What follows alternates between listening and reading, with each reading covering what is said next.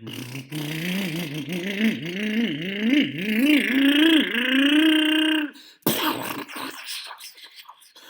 hat! Right, so I'm going to continue on. So when it comes to the shocks and electronics, they are pretty straightforward. Now, if it's the rear, for example, here, you will have to remove this. Just have, actually, you don't have to remove this. You can just remove them here, push them that way, and then bring them up this way.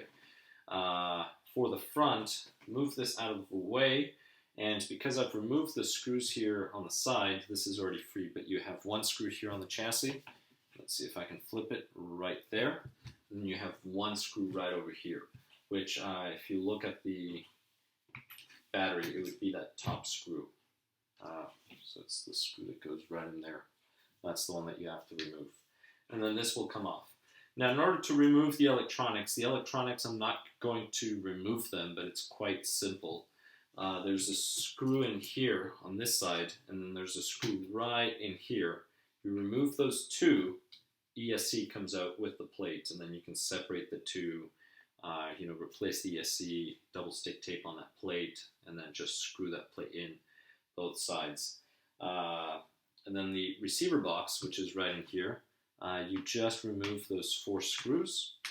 This will come out, and then you have access to the electronics. You can just pop those out. So that's the way it works for the electronics. But what we're interested in now is the shock. So that's the explanation on how to remove the electronics, but let's look at the shocks. Now the front end, conveniently, is removed. So here, I'm just going to remove this one, and it just pulls out. One thing to note here is this little barrel inside, it's the same side, so it's not going to matter which way it goes. What will matter is this other end, where the larger flare, that's going to go toward the bottom, that flared side, versus the short's going to go up top. So on the cap, it will not matter. So that's something to keep in mind. Now, this year, I will eventually clean all of this with an air compressor. But one of the things that you want to do is loosen this nut a little, because these springs, these are very, very stiff springs that they use. So we're going to go ahead and just slide this over. And this had been done before. You can sort of tell it in here. So what I'm thinking is it was probably up here, and then they were probably just driven down just to add more spring tension to it. All right, I went too far, but anyway, it just makes it easier to pull on this. And then, right, just like most, pull the spring down a little. This will come out. Just make sure that the boot goes down. And now you have the spring, the lower spring cap. And I'm going to set this off to the side. Now I can remove the springs. So this is how you would replace the springs on here. And these are very nice. These are in very good shape. I think these look like the stock ones, but they're actually really nice. Many times what you will find is that they'll be completely rusted. Some of this, I'm sure this is chrome, will be flaking off, chipping off. But these are actually really nice. The shafts are very nice. So the only thing that I'm thinking is I think my friend just ran this a few times on the baseball diamond. And then the steering stopped working. As you saw in a different video, it happens that the link came off the servo horn. And he probably stopped using it, because other than that, it's still a very rich red. So if he ever decides to sell this, any of you that are interested, well, by the time you see the video, maybe, well, I have no idea. We'll see. But if he ever decides to sell this, I'll probably post it on the description and let you know. But this would be a good vehicle to buy. This would be, I mean, it's nice. I've taken some components. Yes, the chassis was bent slightly, but not a big deal. So here there's a little breather hole. I'm going to go ahead and just remove the screw from the breather hole, just to relieve some pressure. It makes it easier to remove the cap. That's the reason why. And I'm going to go ahead and open this, and I'm going to show you. I'm going to check the oil. If it looks clean, everything looks good. I'm just going to add a little more to it. I have the weight. That actually looks good.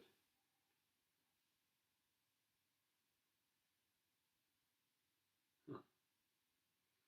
Well, this is still really smooth. Well, let me just dump it out. I'm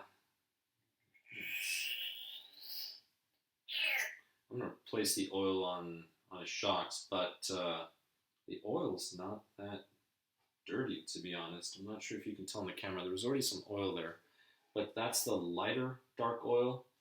The kind of white oil that you see over here, the really translucent one, that was from me replacing oil on some shocks, deciding I decided I need a different weight, but this is it.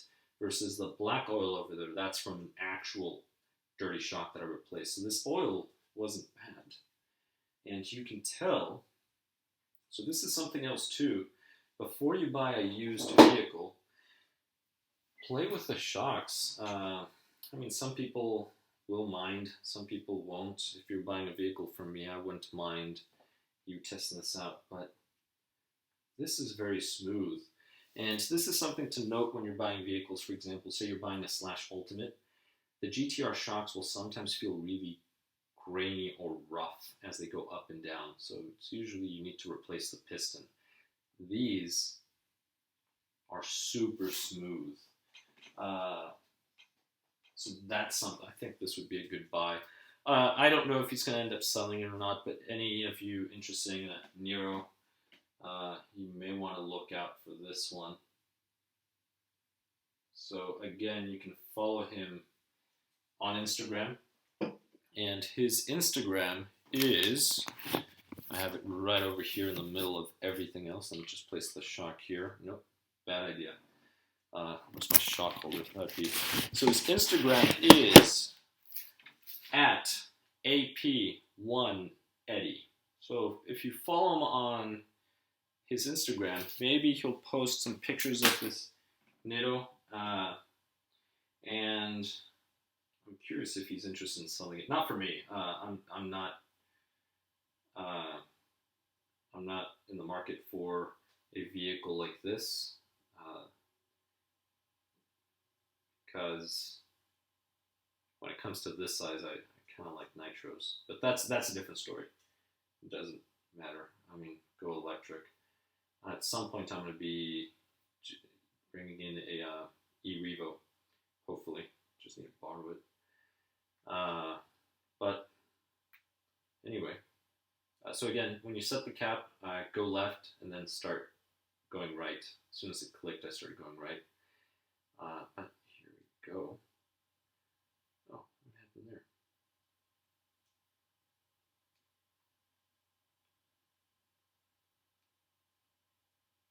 Let me check the O-ring.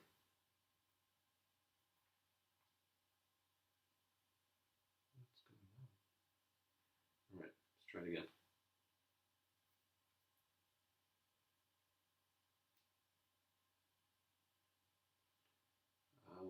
Not liking it. All right, so let me back this up.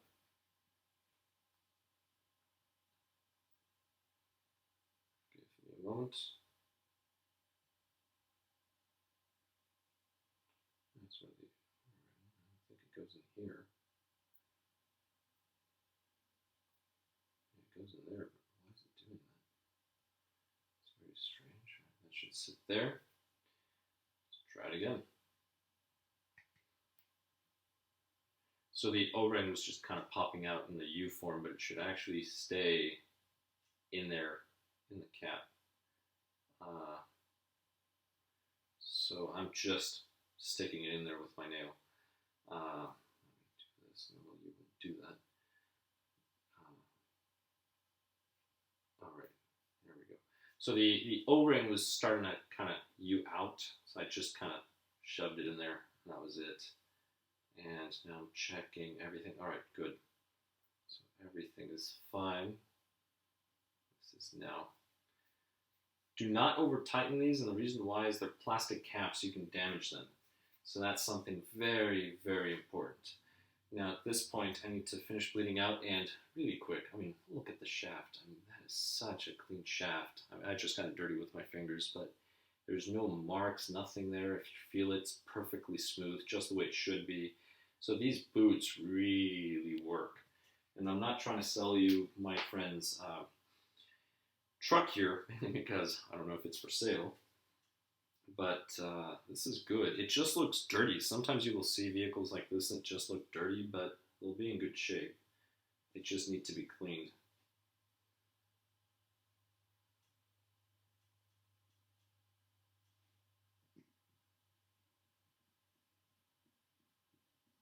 And then I'll do the rest of the shocks off camera.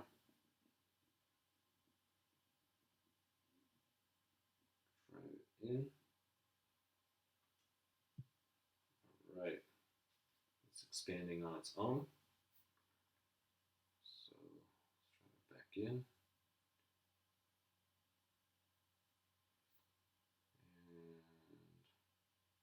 And it's good. I mean, it just feels smooth. I don't feel any hydro locking there or anything. So that is it for the shock. So now to reassemble, these are the same. So you can flip this. It's not going to matter. And again, one of the things I do like about this vehicle, the Nero, is these shocks are just very robust. I mean, they are massive. I did show a comparison with the GTR, right? Like something for the Revo. I mean, it's a completely different beast. All right, and at this point, we are ready to mount this one up. So this, just remember, it's going to slide right in here, and it doesn't matter the orientation. I mean, you could set that little screw on the outside if you want, or on the inside. I'm going to set it on the outside, because that's the way the other one is. And I forgot to take my ring off to work with oil, but it doesn't matter. You can tell my wife I was wearing my ring this time. Here we go. All right, and then here, just remember that this larger flare slide goes to the bottom. Now, one thing I do like, oh, I should have done this first. One of the things I do like about the GTRs over these shocks, though, is this lower mount does have a little screw that goes through it, or at least on the ones I have. The older ones did not, but the newer ones do. So let me go ahead and set this one. When you're doing this here, so I'm adjusting this nut, just be careful not to accidentally turn the body, because then you'll loosen it from the cap. So that's something that you have to be mindful of. So I'm looking at this here, making sure I don't accidentally spin it. Although this is so smooth that it's not an issue. Well, so far it's not an issue. We'll see if it'll become an issue. Negative, negative. All right. So, that being said,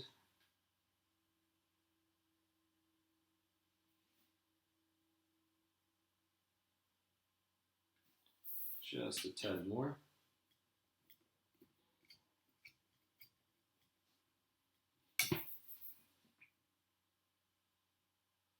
That's about right.